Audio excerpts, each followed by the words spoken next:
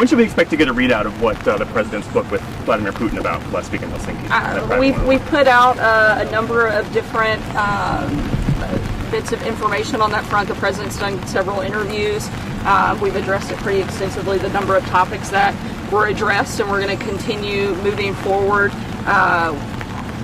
focusing on those same topics with Ambassador Bolton leading his team to work with Vladimir Putin's national security team to set up the second meeting. Sarah, is the president trying to change the subject from Russia to Iran? Is that part of the purpose of his tweet today? No, I think the president has the ability, unlike a lot of those in the media, to actually focus on more than one issue at a time.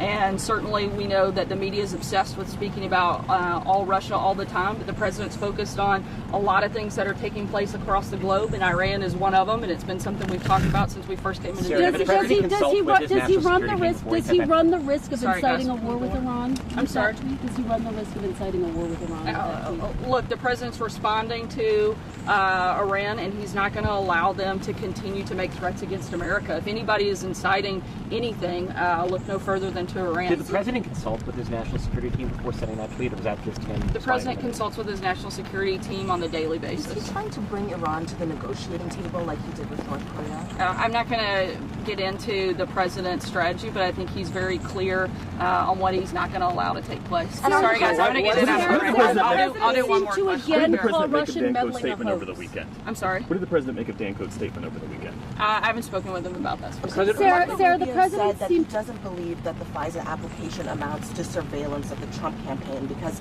he thinks there was reason to believe that the FBI would want to surveil Carter Page, who you already said was not an advisor to the Trump campaign. So what's your response to that? Look, he's certainly entitled to his own opinion, as is the president, and he's made his very clear.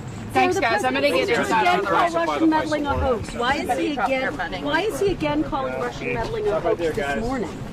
I'm sorry? Isn't he backtracking again on whether or not there's legitimacy to the intelligence assessment that Russia meddled? He called it a hoax again today. He's referring to the claim that his campaign had anything to do with it. Thanks, guys. His tweet says that Russian meddling is a hoax.